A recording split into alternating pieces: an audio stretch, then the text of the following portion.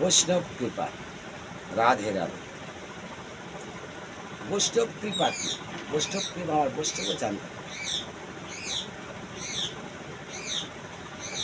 আর বৈষ্ণবী বা কেন?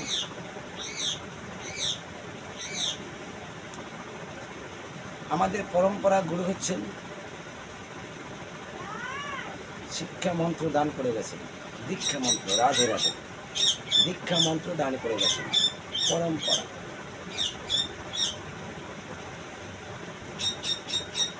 বৈষ্ণব কৃপা কোথা থেকে ছিল? যখন মহাপ্রভু দেখেছেন এই আমাদের এই নদিয়ায় তিনি অবতীর্ণ হয়েছেন। কেন অবতীর্ণ হওয়ার কারণ? উনি জানতে পেলেন যে 500 বছর আগে এই দেশটা পাপে পরিণত হয়ে ডুবুডুবু হচ্ছেন, তরি আর চলছেন না, তরি ডুবে যাবে। তখন তিনি মনে মনে ভাবলেন, তার পারিষদগণ নিয়ে বৃন্দাবনে সমস্ত নিয়ে সখী সখাগণকে বসেছেন যে পরিহত জীবের দশা দুর্দশা, আমরা কলি যুগে অবতীর্ণ হব নবদ্বীপে, তোমরা যে যেখানে আছো সমস্ত চলে যাও, আমি শ্রী রাধারানীকে সঙ্গে নিয়ে চলে আসছি। যখন উনি এলেন এই ধরাধামে, যখন এলেন তখন এই অন্ধকার ছিলেন বাবা, অন্ধকার। বেদাদি ক্রিয়ায় সমস্ত লোক ছিলেন তার্য হয়ে থাকতেন। এখন বর্তমান আবার চলছে সেই বেদাদিক ক্রিয়া, এখন বর্তমানে সেই বেদাদিক ক্রিয়াই চলছেন। বৈদিক কর্ম, বেদাদিক ক্রিয়ায় ব্রজের ভাবা পাইতে নাই সত্যি বাবা। এই বেদাদিক ক্রিয়া তাকে পাওয়া যায় না।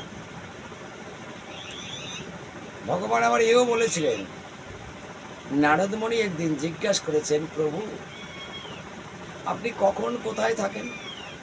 আপনাকে আমি দেখতে পাচ্ছি না কেন? তখন বলছেন, নারদ শোনো, নয়হং তিষ্ঠামি বৈকুণ্ঠে যোগিনাং নচ মদত্ত গায়ত্রী নারদ। হে নারদ, আমি পাহাড়ে থাকি না, পর্বতে থাকি না, যোগীদের হৃদয়ে মাঝে থাকি না, যাগ যজ্ঞ পূজা তর্পণেও আমি থাকি না। আমি থাকি একমাত্র আমার কৃষ্ণ ভক্তগণ, যেখানে আমার ভাগবত হরিকথা কৃষ্ণকথা পাঠ এবং পঠনায় এবং শ্রবণ এবং কীর্তন হয়, হরিনাম সংকীর্তন যেখানে হয় সেখানে আমি রাধাকে নিয়ে নৃত্য করে থাকি। যেখানে পাঠ নৃত্য হয় সেখানে আমি ছোট বালক শিশুরূপে আমি সেখানে নৃত্য হয়ে থাকি। তবে ভগবান যেখানে সেখানে থাকেন না। ভগবান কোথায় থাকেন? ভগবান এই ভক্তের হৃদ মন্দিরে থাকে বা ভালোবাসায় থাকেন। ভালোবাসায় থাকেন। তিনি কোথায় থাকেন? ভালোবাসায়। আমার কোথায় থাকেন? ভালোবাসায়। ছোট্ট একটা শিশু আপনার কোলে আমি যখন জন্ম নিয়েছি, কি করেছেন আমাকে? আপনি ভিজে জায়গায় শুয়ে আমাকে শুকনো জায়গায় শুয়ে দিয়েছেন। আপনি না খেয়ে আমাকে খাইয়ে দিয়েছেন। আপনি মহাকাজে ব্যস্ত, যখনই আমি চিৎকার করে উঠেছি তখনই আপনি আমার কাছে এসে আমাকে আপনার স্তন পান করে দিয়েছেন। হা মা, আপনি যে কত ধন্য। আপনি আমার জননী, আপনাকে আমি দণ্ডবাদ প্রণতিবাদ বার আমি করেছি, শত শত সহস্রবার যদি দণ্ডবাদ করতে হয়, প্রণাম করতে হয়, আমার মাতৃ চরণে আমি দণ্ডবাদ করছি। এ হচ্ছেন আমার মা, আমার পিতা। তিনি আদর সোহাগ দিয়ে আমাকে যা আমি চেয়েছি, আমার যাচাই মতন আমার চাহিদা মেটাবার জন্য যা লাগে সমস্ত আমাকে যোগান করে দিয়েছেন। এ হচ্ছেন আমার পিতা। তাহলে এখন বৈষ্ণব কৃপাটা কোথা থেকে এলো? এই যখন মহান প্রভু ইনি এসেছেন যে আমি নদিয়ায় যাব, রাধারানীর কাছে দাসখাত দিলেন। রাধারানী বলছেন, প্রভু আমি অপরূপ সুন্দর একখানা রূপ দেখলাম। কেন? কোথা থেকে এসে এত সুন্দর রূপ, আর এই রূপটার মাহাত্মাই বা কি? বলছেন শ্রী রাধে, আমি তেজিব কালো বরণ করিব ধারণ, তোমার ওই অঙ্গেতে কান্তি, তব নাম লইয়া কাঁদিয়া কাঁদিয়ে আমি অশ্রু জলে হব শান্তি। আমি নদিয়ায় যাব। বলছে তুমি নদিয়ায় যাবে? আমি যে তুমি আমার সঙ্গে যাবে, তুমি আমার সঙ্গে যাবে, আমি তোমাকে নিয়ে যাব। তাই তিনি, যিনি ভগবান, তার কেন আবার এই ভক্ত হতে হবে? তিনি ভক্ত হয়ে কেন এলেন? আগেকারের বয়স ছিলেন প্রচুর, যুগ যুগান্তর দীর্ঘ দীর্ঘ বয়স তিনি পেরিয়ে যেতেন। তাদের ধ্যান জ্ঞান বহু ছিলেন, তারা হাজার হাজার বছর ধরে যাগযজ্ঞ করেছেন, বিভিন্ন প্রকারের যাগযজ্ঞ করতেন, ধ্যান জ্ঞান করতেন। ঊর্ধ্ব পদ হেঁটো মন্দ, নিচে অগ্নিতপ্ত। কাকে পেতেন? ব্রহ্মাকে পেতেন। ভগবানকে পেতেন না, তাতে ভগবানকে পাওয়া যেতেন না। ব্রহ্মাকে পেতেন। ব্রহ্মা গিয়ে তখন ভগবানের কাছে বলতো, যখন ব্রহ্মা গিয়ে বলতো তখন ভগবান তার বাণী এবং তার আশ্রয় শ্রবণ করে তখন তার কৃপা হতো। বাবা দালালের ধারা। এখন বর্তমান আমাদের সব কিছু কাজ হচ্ছে না, বর্তমান একটু যাই, বর্তমান দালাল দ্বারা হচ্ছে। যা কিছু কাজ করবেন দালাল নিয়ে। আপনি সাইকেল কিনবেন, গাড়ি কিনবেন, বাড়ি কিনবেন, ঘড়ি কিনবেন, জমি কিনবেন, দোকানে কোনো মালপত্র কিনতে যাবেন, ওই পিছনে দালাল। আমাদের দেশটা দালালে ভরে গেছে। এই দেশে কোনো দালালি ছাড়া কোনো কর্ম নেই, এখন সব দালাল। এই যে কলিহত জীব আমাদের এসে গেছে, এই কলির কাণ্ড, কলির কাণ্ড, লণ্ড বণ্ড, এই দণ্ড মুরগের দাপটে, ব্রহ্মাণ্ড ছেয়েছে ভণ্ড এই কপটে।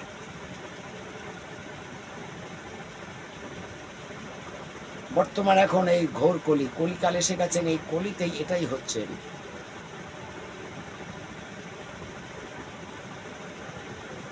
একের ওপর দালাল,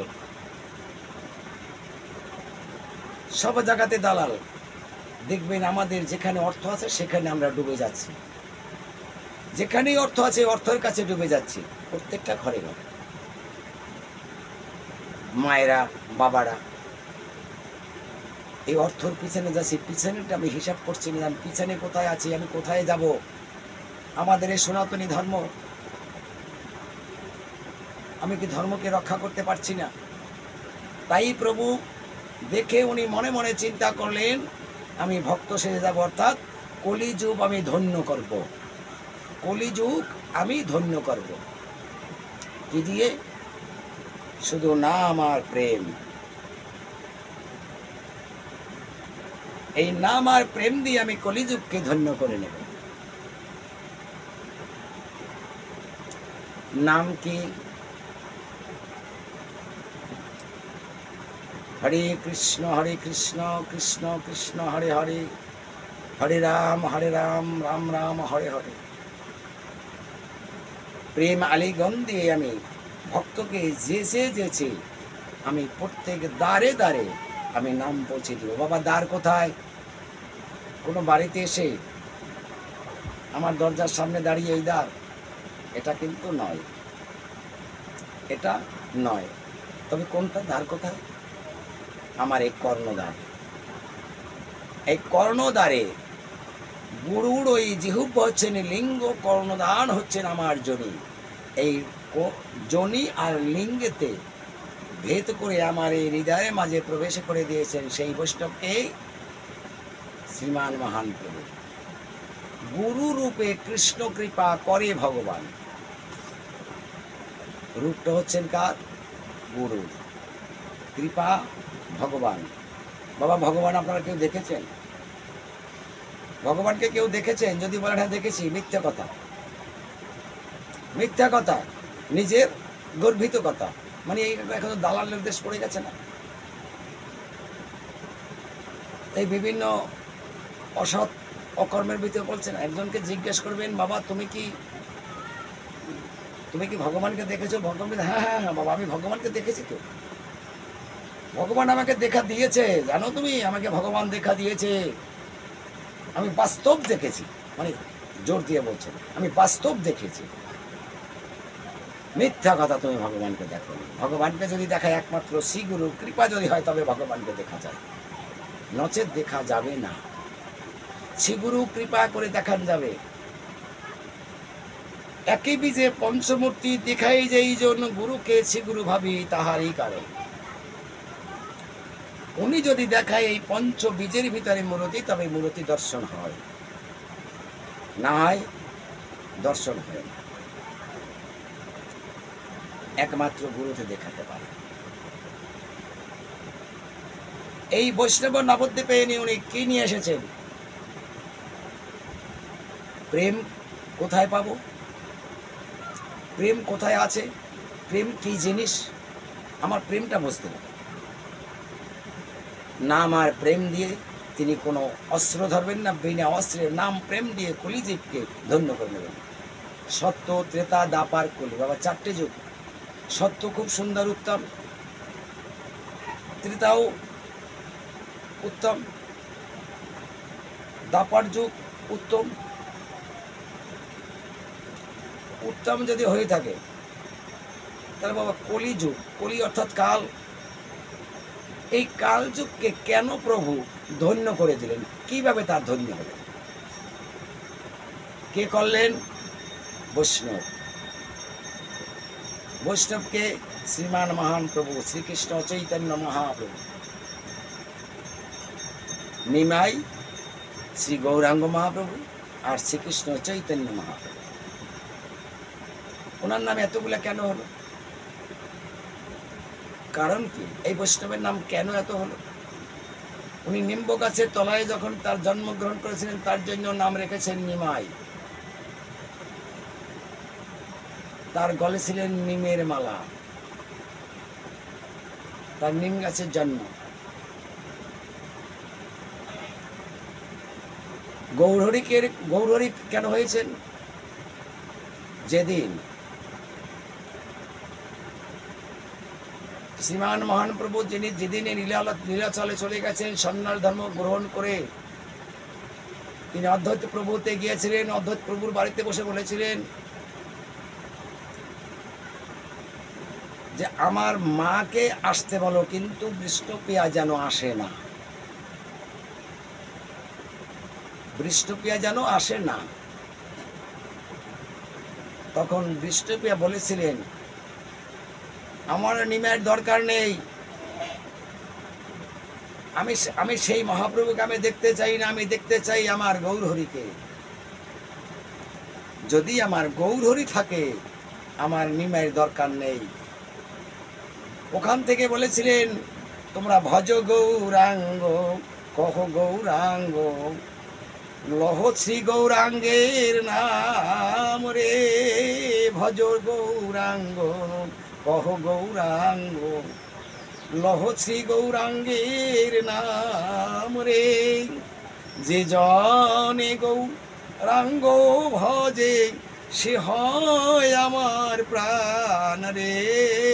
ভজ গৌরাঙ্গ, কহ গৌরাঙ্গ, লহ শ্রী গৌরাঙ্গের নাম রে। এখানে শ্রীমতী বিষ্ণুপ্রিয়া, তিনি তার নাম দিয়ে দিলেন গৌরহরি। শ্রীকৃষ্ণ চৈতন্য মহাপ্রভু কেন হলেন? শ্রীকৃষ্ণ চৈতন্য মহাপ্রভু হলেন গোলকের যিনি কৃষ্ণ, শঙ্কর সংসারী গোলক বিহারী, হরি শঙ্খ চক্র গদা পদ্মধারী হরি।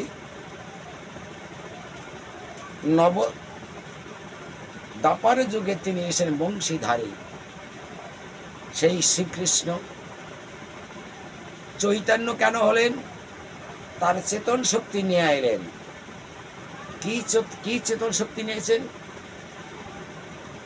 চেতন শক্তি চৈতন্যের ভিতর থেকে চেতন শক্তি কি?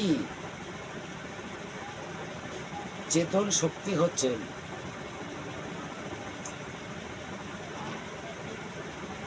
অনার্পিত চরিং চিরা করুণা অবতীর্ণ কালাউ সবার প্রিয়ামন্নত উজ্জ্বল রসায়ন সভক্তি শ্রীরাম হরি পুরট সুন্দর দোহিত কদম্ব সন্দীপ প্রীতম সদাই হৃদয় স্কন্দরে পুরত বা সচির নন্দন হরি। অনার্পিত ধন যিনি নিয়ে এসেছেন, অর্পিত বস্তু যিনি গোলকে ছিলেন গোপনে, সেই গোপনের নামকে তিনি নিয়ে এলেন, এখানে প্রকাশ করলেন। কি নাম? হরে কৃষ্ণ নাম। এটা গোলকে কোথায় নিতেন? মালায় নিতেন। কখন নিতেন? ব্রহ্মা জপতেন নাম চতুর্মুখে, শিব জপতে নাম অবিরাম। বাবা এই কৃষ্ণ নাম অনেক আগের দেওয়া।